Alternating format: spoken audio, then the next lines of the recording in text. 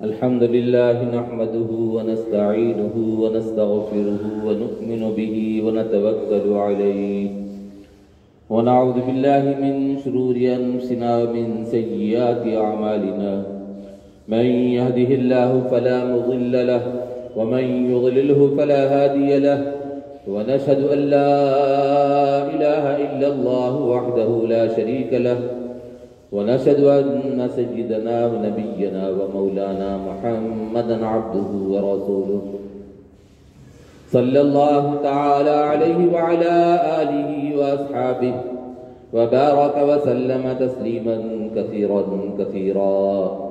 أما بعد فأعوذ بالله من الشيطان الرجيم. بسم الله الرحمن الرحيم. شهر رمضان الذي أنزل فيه القرآن هدى للناس وبينات من الهدى والفرقان.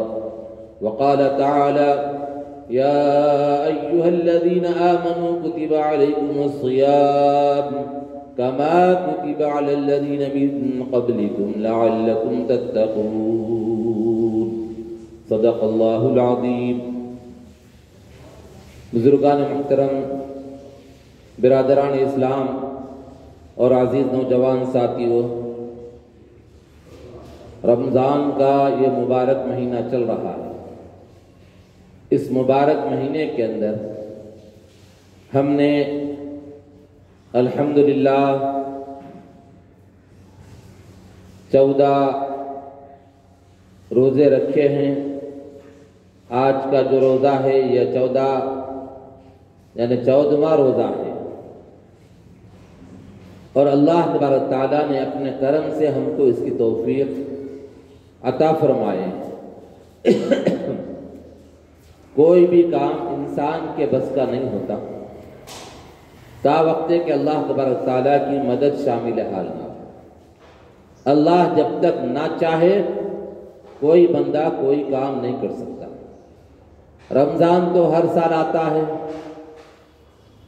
آج سے 1400 سال پہلے بھی رمضان کا مہینہ آیا اور ہر سال آ رہا ہے. اور رمضان کا مہینہ وہی آب و تاب کے ساتھ آ رہا ہے.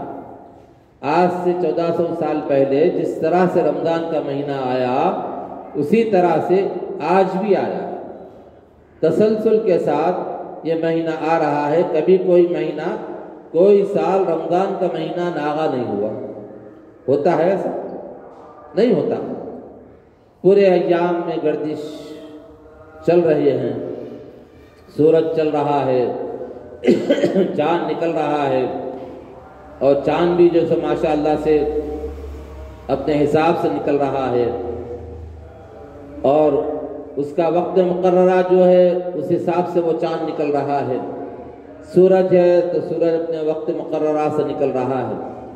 جب سے اللہ تبارک تعالیٰ نے اس روئے زمین کو بنایا، اس چاند کو بنایا، شمس و قمر کو بنایا، اور اللہ رب العزت نے آکاش کو بنایا، ستاروں سیاروں کو بنایا، جتنی چیزوں کا اللہ نے بنایا ہے وہ سارے کے سارے اپنے حساب سے گردش کر رہی ہیں. اللہ تبارک تعالیٰ نے جو نظام بنایا ہے وہ نظام کے تحت میں سارے کے سارے اپنے حساب سے چل رہے ہیں. زمین گول ہے، وہ گھوم رہی ہے. سورج ہے، سورج بھی اپنے حساب سے گھوم رہا ہے. چاند ہے، چاند اپنے حساب سے گھوم رہا ہے. اب جتنے چیزیں ہیں اللہ نے بنائی ہیں سارے کے سارے اپنے حساب سے گھوم رہی ہیں. آپس میں کبھی کسی کا ٹکراؤ نہیں. جو حساب سے بتا دیا اللہ نے وہ حساب سے گھوم رہے ہیں. اور زمین جو ہے کسی پہ ٹھہری ہوئی نہیں ہے. زمین اپنے حساب سے گھوم رہی ہے. جدھر گھومتی ہے اگر اس طرف میں سورج آ جاتا ہے تو روشنی ہو جاتی ہے، دن ہو جاتا ہے. اگر آہستہ آہستہ زمین گھومتے گھومتے، سورج گھومتے گھومتے دوسرے طرف آ جاتا ہے تو رات ہو جاتی ہے. چاند کا اپنا حساب ہے گھومنے کا، اپنے حساب سے وہ گھوم رہا ہے، اور کہیں زیادہ نظر آتا، کہیں کم نظر آتا. اب ایک مہینہ ہو گیا تو پہلی تاریخ کو جو چاند نظر آتا ہے بالکل تھوڑا سا نظر آتا ہے. تو یہ سب اللہ تبارک تعالیٰ کی قدرت ہے. اللہ تبارک تعالیٰ اپنے حساب سے سارے چیزوں کو چلا رہے ہیں۔ اور یہ رمضان ہر سال آیا اور قیامت تک آتا رہے گا۔ اور اس سال کا بھی جو رمضان ہے، جو 1443 والا رمضان، 2022 والا رمضان، اس رمضان کے مہینے میں اللہ تبارک تعالیٰ نے ہم کو جو توفیق عنایت فرمائی، اللہ تبارک تعالیٰ نے ہم کو جو روزے رکھنے کی توفیق دی، نمازیں پڑھنے کی توفیق دی، اور اسی طریقے سے قرآن پاک کی تلاوت نماز تراویح میں سننے کی توفیق دی، حفاظ کرام کو قرآن پاک کی تلاوت نماز کی حالت میں تراویح میں کرنے کی توفیق عطا فرمائی۔ یہ سب اللہ تبارک تعالیٰ کا کرم، اس کا احسان ہے، اور اس کی مرضی کے بغیر کچھ نہیں ہو سکتا۔ یہ اللہ کا ہم کو شکر ادا کرنا چاہیے، اللہ تبارک تعالیٰ کا ہم کو احسان ماننا چاہیے کہ اللہ تبارک تعالیٰ نے ہم کو اپنے کرم سے یہ سب چیزیں عطا فرمائی۔ اگر اللہ نہ چاہے تو کچھ بھی نہیں کر سکتا انسان کے پاس ذرائع ہیں، انسان کے پاس وسائل ہیں، سب کچھ ہے، لیکن اللہ نہ چاہے تو نہیں کر سکتا۔ بہت سے ہمارے ساتھی ہیں، رمضان کا مبارک مہینہ آیا، لیکن رمضان کے مبارک مہینے میں بھی جس طرح سے ان کو اپنے اندر تبدیلی لانی چاہیے، نمازوں کا اہتمام کرنا چاہیے، وہ نہیں کر پا رہے ہیں۔ اس کا مطلب یہ ہے کہ اس کے دل میں تڑپ نہیں ہے، جس کی وجہ سے اللہ اس کو توفیق نہیں دے رہے ہیں، توفیق عطا نہیں فرما رہے ہیں۔ اللہ سے مانگو، اللہ دیتے۔ تڑپ اپنے دل میں پیدا کرو، تڑپ پر اللہ تبارک تعالیٰ اس کو عطا فرماتے ہیں۔ آپ نے محسوس کیا ہوگا کبھی، ماں اپنے بچے کو اس وقت تک دودھ نہیں پلاتی جب بچہ طلب نہیں محسوس کرتا، جب بچہ رونے نہیں لگتا اس وقت تک ماں دودھ نہیں پلاتی اس کو۔ بچہ کھیل رہا ہے، اس کو اٹھایا دودھ پلایا، ایسا بہت کم ہوتا ہے۔ جب بچہ رونے لگتا ہے، اس کو بھوک لگتی ہے، تو ماں فوراً کوئی بھی کام میں ہو، کسی بھی کام میں ہو، وہ بھاگ کر آتی ہے اور آ کر اس بچے کو اپنے گود میں لے لیتی ہے، لے کر اس کو دودھ پلاتی ہے۔ تو طلب پر اللہ تبارک تعالیٰ بھی عطا فرماتا ہے۔ ماں جیسے اس کے دل میں چاہت ہوتی ہے بچے کے، دودھ پینا چاہتا ہے، روتا ہے، تو اللہ تبارک تعالیٰ اس کو ماں کے دل میں ممتا ڈال دیتے ہیں تو دودھ پلاتی ہے ماں۔ تو اللہ تبارک تعالیٰ بھی ایسے ہی اس بندے کو جو طلب رکھتا ہے اپنے دل میں، جو چاہت رکھتا ہے اپنے دل میں، چاہتا ہے کہ میں کچھ کروں، اللہ کو راضی اور خوش کروں، اور نبی اکرم صلی اللہ علیہ وسلم کی تعلیمات کی پیروی کروں، اور نبی اکرم صلی اللہ علیہ وسلم کی اتباع کروں، اور نبی اکرم صلی اللہ علیہ وسلم کے سنت کے مطابق زندگی گزاروں، آپ کا جو طریقہ ہے اس طریقے کے مطابق میں زندگی گزاروں، یہ جب بندہ چاہتا ہے تو اللہ تبارک تعالیٰ اس کے لیے اسباب مہیا فرماتے ہیں۔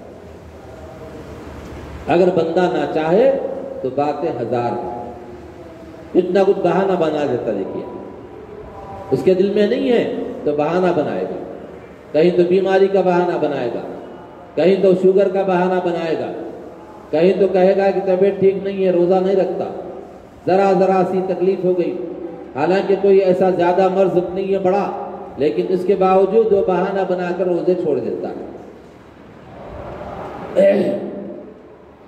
صحابہ کرام رضوان اللہ تعالی علیہم اجمعین کے حالات میں آتا ہے کہ صحابہ جنگ کے موقع پر بہت سی بڑی بڑی جنگیں رمضان کے مبارک مہینے میں ہوئی۔ جنگ بدر رمضان کے مبارک مہینے میں تقریباً غالباً 17 رمضان المبارک کو جنگ بدر ہوئی، اور اسی طریقے سے جنگ خندق ہے، یہ رمضان کے مہینے میں ہوئی۔ رمضان کے مہینے میں ہم لوگ روزہ رکھ کر ایسے اپنے آپ کو بنا لیتے ہیں جیسے کہ مریض ہے، ایسا دکھتا ہے جیسا کہ بیچارہ کئی دن کے فاقے گزارا ہوا ہے، سورج اتری ہوئی ہے، چلنے میں ڈھل رہا، ادھر گر رہا ادھر گر رہا۔ نا بھئی، آدمی اگر تڑپ کے ساتھ اپنے دل سے روزہ رکھے، اللہ سے محبت اپنے دل میں پیدا کرے اور چاہت دل میں رکھ کر روزہ رکھے تو اس کو کمزوری نہیں محسوس ہوگی. لیکن جو یہ سمجھے کہ بھئی میں روزہ ہوں، پہلے سے ہی کمزور بنا بیٹھا ہوا ہے، تو اپنے اس کے دل میں کمزوری آ جاتی ہے. بڑی بڑی جنگیں اور اللہ تبارک تعالیٰ کی مدد جو ہوئی اور صحابہ کرام کے اندر جو عزم استقلال پیدا ہوا، اور مسلمان صحابہ کرام رضوان اللہ تعالی علیہم اجمعین نے بڑے بڑے لشکروں سے ٹکر لی، مقابلہ کیا. 313 کدھر اور 1000 کا لشکر جرار کدھر. اور پھر صحابہ کرام کی حالت یہ ہے، وہ چلے تھے قافلے کو پکڑنے کے لیے، لیکن وہ قافلہ تو ملا نہیں، لیکن دوسرے راستے سے چلا گیا.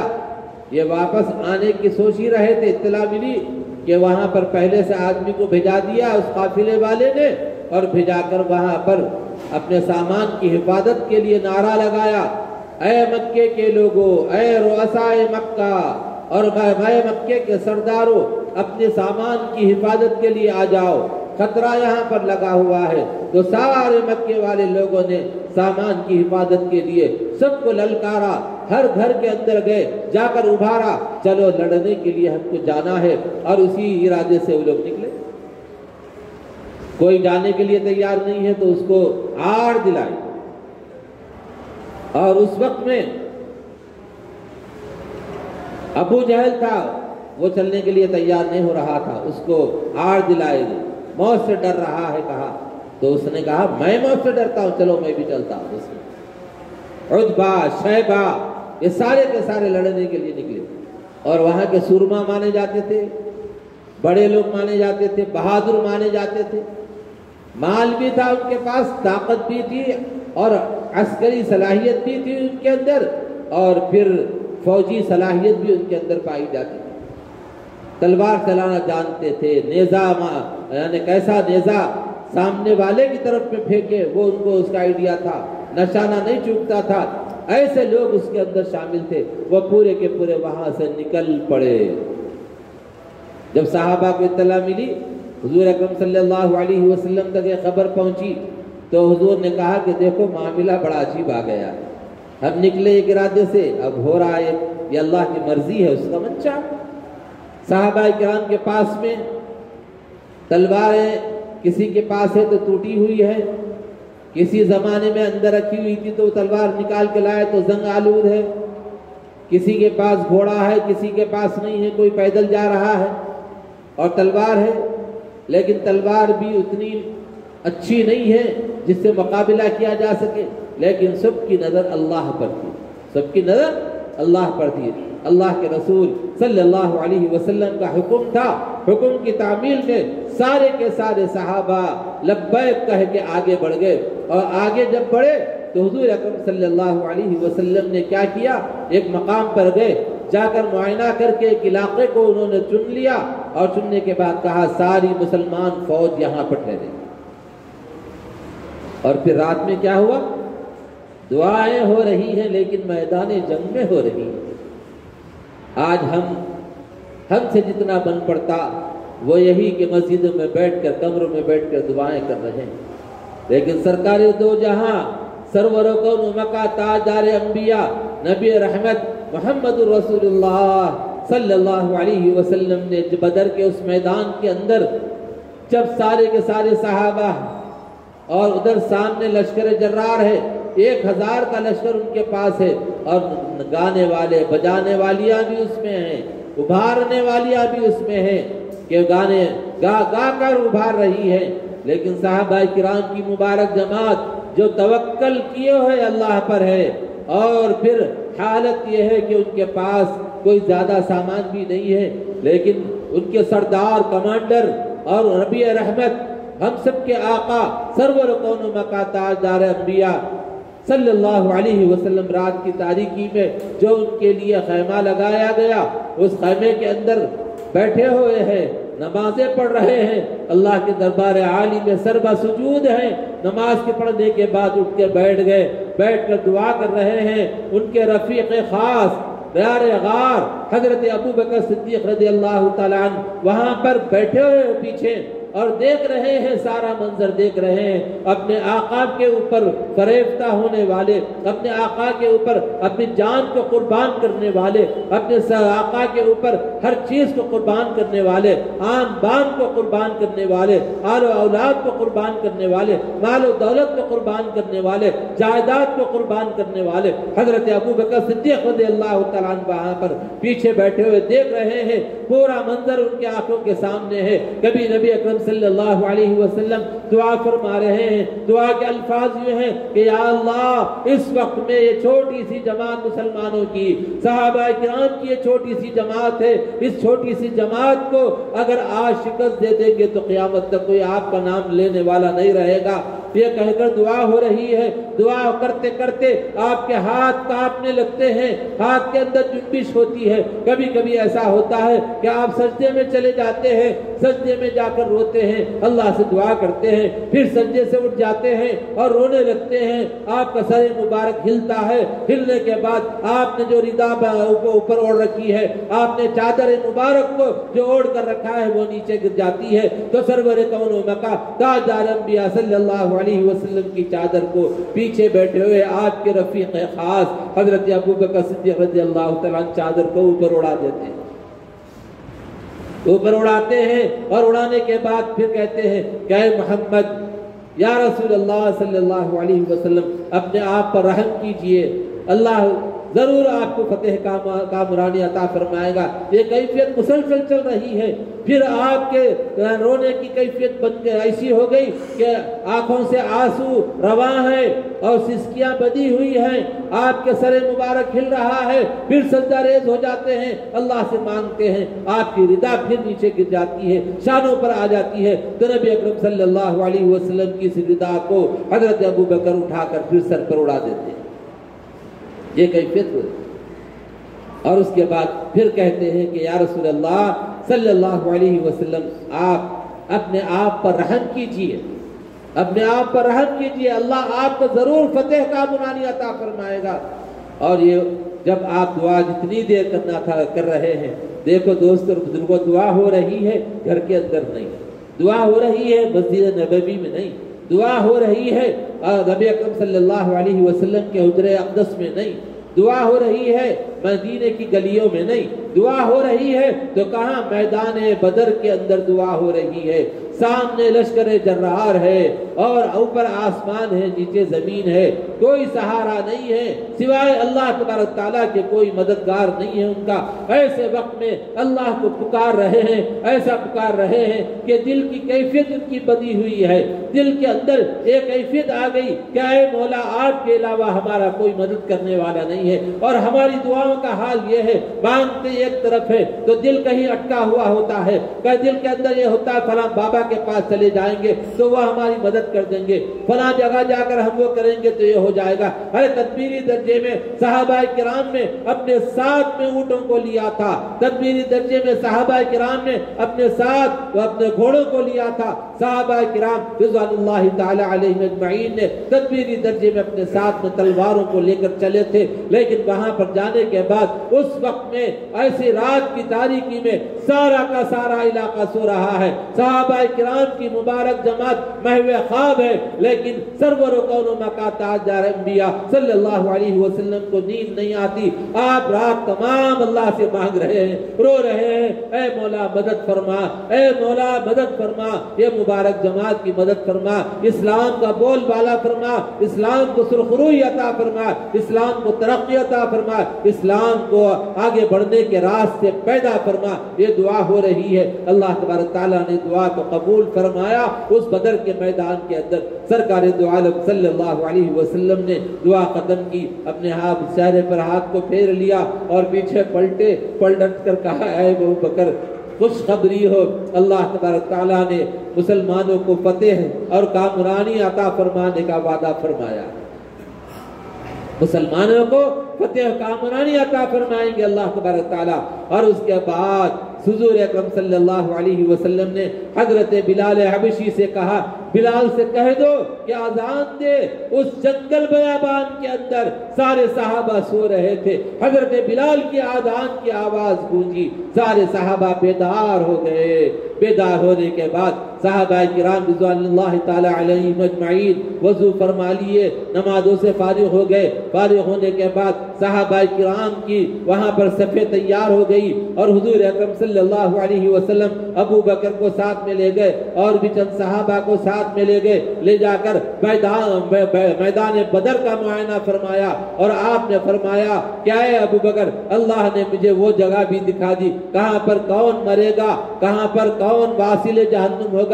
آپ نے کہا یہ جگہ وہ ہے جہاں پر ابو جہل کو مارا جائے گا، یہ جگہ وہ ہے جہاں پر عتبہ کو مارا جائے گا، یہ جگہ وہ ہے جہاں پر شیبہ کو مارا جائے گا، یہ جگہ فلاں کے آدمی کی ہے جہاں پر وہ قتل کیا جائے گا، یہ آپ صلی اللہ علیہ وسلم نے بتایا۔ اور اس کے بعد صحابہ کرام فرماتے ہیں کہ حضور اکرم صلی اللہ علیہ وسلم نے جس جگہ پر نشاندہی فرمائی تھی، خدا کی قسم جو آدمی جہاں مرنے کے لیے اور جو واصل جہنم ہوگا، قتل کیا جائے گا، حضور نے اشارہ فرمایا تھا وہاں سے ایک اینچ بھی آگے اور پیچھے نہیں ہٹا، وہیں پر مرا ہوا، وہیں پر وہ قتل کیا گیا۔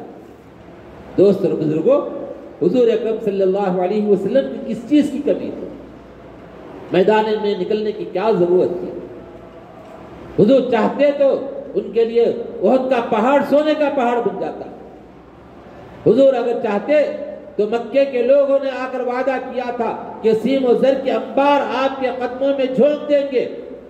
مکے کے لوگوں نے آ کر کہا تھا اگر آپ بادشاہ بننا چاہتے ہیں تو ہم بادشاہ بنا لیں گے آپ کو۔ مکے کے لوگوں نے آ کر ابو طالب سے کہا تھا اگر محمد یہ چاہتے ہیں کہ مکے کی سب سے خوبصورت ترین دوشیزہ سے نکاح کرنا چاہتے ہیں تو ہم ان کو راضی کرا کر نکاح کرائیں گے، لیکن نشاندہی کر دے وہ۔ لیکن سرکار دو جہاں صلی اللہ علیہ وسلم کو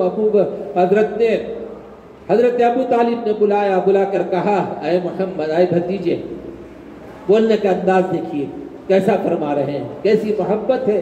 حالانکہ اللہ نے توفیق نہیں دی ایمان کی ابو طالب کو، لیکن بھتیجے سے محبت ہے بے پناہ۔ بلا کر کہتے ہیں کہ اے بھتیجے، یہ مکے کے لوگ آئے ہیں، سردار ہیں یہ کہتے ہیں کہ اگر تو یہ چاہتا ہے کہ مال و دولت تجھے مل جائے تو اس سے انہیں چاندی کے انبار لا کر تیرے قدموں میں ڈال دیں گے۔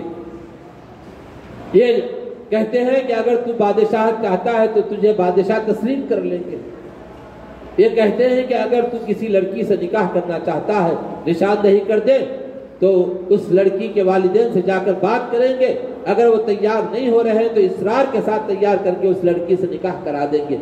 لیکن ان کی خواہش ہے کہ تم جو کام کر رہے ہو اعلاء کلمت اللہ والا کام، قولوا لا الہ الا اللہ تفلحوا وانی رسول اللہ الیکم جمیعا۔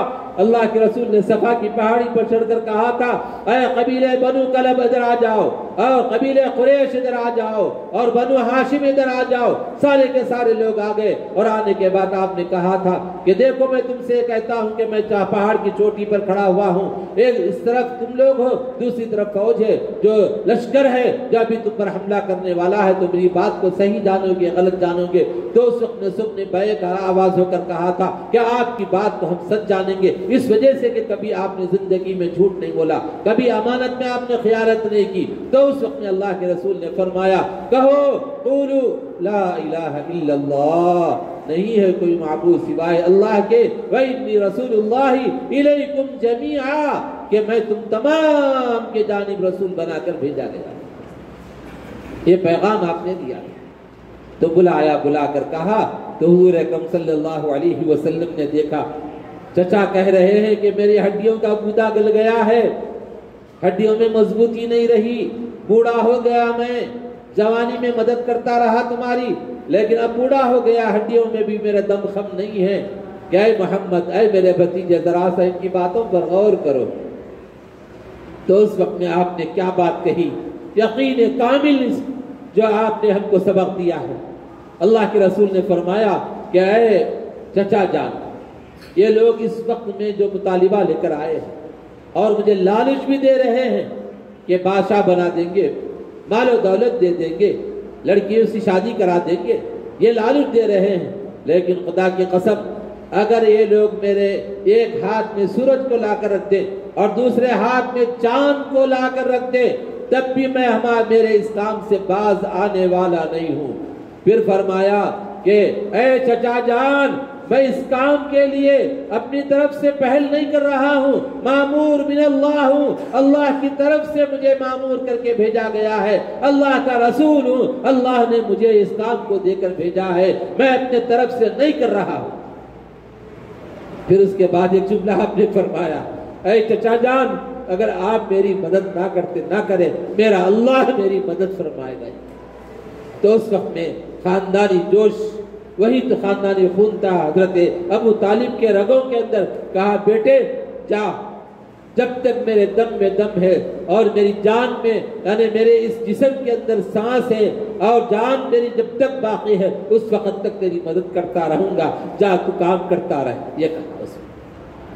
دوستو بزرگوں، ہم چاہتے ہیں کہ ہم کو ایمان جو ملا ہے وراثت میں، اس ایمان کی بس اسی میں مسجد کے اندر آ کر بیٹھ گئے، اللہ اللہ کر لیے، یہ بھی بہت غنیمت۔ لیکن جو اسپرٹ ہمارے اندر ہونی چاہیے، جو جذبہ ہمارے اندر ہونا چاہیے، جو چیز ہمارے اندر ہونی چاہیے، اللہ سے معرفت والی، اللہ سے تعلق کو مضبوط کرنے والی، اس چیز کی کمی کیا بلکہ مفقود ہوتی جا رہی ہے۔ چند پیسوں کے خاطر ہم اپنا وعدہ مکر جاتے ہیں، چند پیسوں کے خاطر جھوٹ بول دیتے ہیں، یہ ہمارا ایمان ہے۔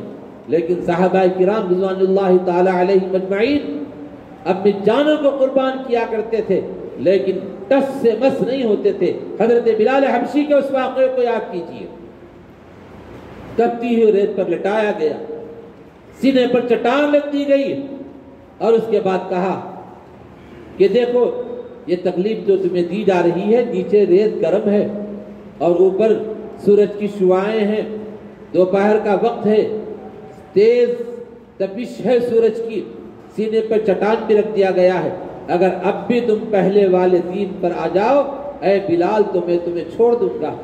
لیکن بلال حبشی کے زبان مبارک سے یہی نکلتا ہے کہ احد احد، اللہ ایک ہے، اللہ ایک۔ میں نے سوچ سمجھ کے اسلام قبول کیا، میں اس سے ہٹنے والا نہیں۔ اسی جنگ بدر کے اندر یہ حضرت بلال رضی اللہ تعالیٰ عنہ کا جو آقا تھا وہ بھی وہاں پر آ گیا اور وہ وہاں پر نظر آ گیا ایک دم سے، نام اس کا میں بھول رہا ہوں، مجھے اس وقت یاد نہیں آ رہا ہے۔ تو وہ وہاں پر جب آیا حضرت بلال حبشی کی نظر پڑی، سب یاد آیا ان کو، کھمبے سے بند کے مارتا تھا، دھوپ میں لٹا دیا کرتا تھا، تکلیف دیتا تھا، پریشان کرتا تھا۔ ایک مرتبہ حضور اکرم صلی اللہ علیہ وسلم جا رہے ہیں، راستے میں دیکھا کہ بلال کو کھمبے سے باندھ دیا ہے۔ حضور کو بلال نے سلام کیا، حضور کی آنکھوں میں آنسو آ گئے، لیکن کیا کرتے، مجبور تھے، اتنی طاقت مسلمانوں کے پاس اس وقت میں نہیں تھی کہ چھڑا سکے۔ تو اس وقت میں کہا کہ بلال صبر کرو، اللہ کی مدد آئے گی۔ یہ کہنے کو تو کہہ دیا لیکن برداشت نہیں ہوا ان سے، گئے جا کر کہا کہ اے ابو بکر کوئی ایسا آدمی ہے جو بلال کو خرید کر آزاد کر دے، بلال کو خرید کر آزاد کر دے۔ تو حضرت بلال حبشی رضی اللہ تعالیٰ عنہ کو آزاد کرنے کے لیے حضرت ابو بکر گئے اور جا کر اپنا اس سے کہا کہ بلال کو آزاد کرنے کے لیے کیا لے گا تو؟ کہا کہ تیرا جو مکان ہے وہ مکان مجھے دے دے، فلاں زمین ہے، باغ ہے، وہ مجھے دے دے، یعنی جتنا اثاثہ ان کے پاس تھا سب بتا دیا اس نے۔ اور جب سارا اثاثہ بتا دیا تو حضرت ابو بکر نے کہا ٹھیک ہے میں راضی ہوں اس پر، اور حضور نے یہ بھی کہا تھا کہ بلال کو آزاد کرا دے، میں جنت کی ضمانت دیتا ہوں اس کو، بلال کو جو آزاد کرائے گا میں اس کو جنت کی ضمانت دیتا ہوں۔ اس وقت میں حضرت نبی کریم صلی اللہ علیہ وسلم نے کہا ٹھیک ہے سودا منظور۔ گئے جا کر مکے کی گلیوں میں اعلان فرمایا کون ہے جو میرے مکان کو خریدے؟ تو لوگوں نے بولی لگائی، مکان بیچ دیا، باغ کے لیے بولی لگائی، باغ بیچ دیا۔ کتنے درہم؟ اتنے درہم تھے۔ اور اس کے بعد اس میں اور کمی آ رہی تھی تو آپ نے گھر کے اندر جو سامان تھا وہ بھی بیچ دیا، اور بیچ کر وہ گئے، جا کر کہا کہ ٹھیک ہے یہ لے لے۔ لوگوں نے کہا کہ ابو بکر کیا ہوا، تم بے وقوف ہو، اتنا بڑا بھاری سودا کر رہے ہو کہ بھئی بلال یا غلام ہے، غلام کے خاطر تم اپنی جائیداد بیچ رہے ہو، تم اپنا مکان بیچ رہے ہو آزاد کرانے کے لیے۔ کہا نہ، سودا سستا ہے۔ کہا کہ سودا سستا ہے۔ امیہ بن خلف نام تھا اس کا، اب یاد آیا، امیہ بن خلف، حضرت بلال کے آقا کا نام۔ گئے، جا کر کہا ٹھیک ہے میں اپنی رقم لایا ہوں۔ کہا لائے ہو؟ سارے لوگ حیران ہو گئے، پریشان ہو گئے کہ اتنی بڑی رقم ایک آدمی، یعنی بلال کو، غلام کو آزاد کرنے کے لیے۔ تو پیسے دیے اور لے، رسی کھولی اور لے کر چلے، خوشی خوشی جا رہے ہیں، اللہ کے گیت گاتے، اللہ کے حمد و ثنا بیان کرتے جا رہے۔ پیچھے سے لوگ کہنے لگے کہ یہ ابو بکر بے وقوف ہے، ابو بکر نے بہت مہنگا سودا کیا، فلاں کیا۔ کہا نہیں، میں نے سستا سودا کیا، اگر اس کا ڈبل ہوتا بھی تو میں بیچ کر اس کو آزاد کراتا، کیونکہ اللہ کے رسول نے فرمایا کون ہے جو بلال کو آزاد کرا دے، میں جنت کی اس ضمانت دیتا۔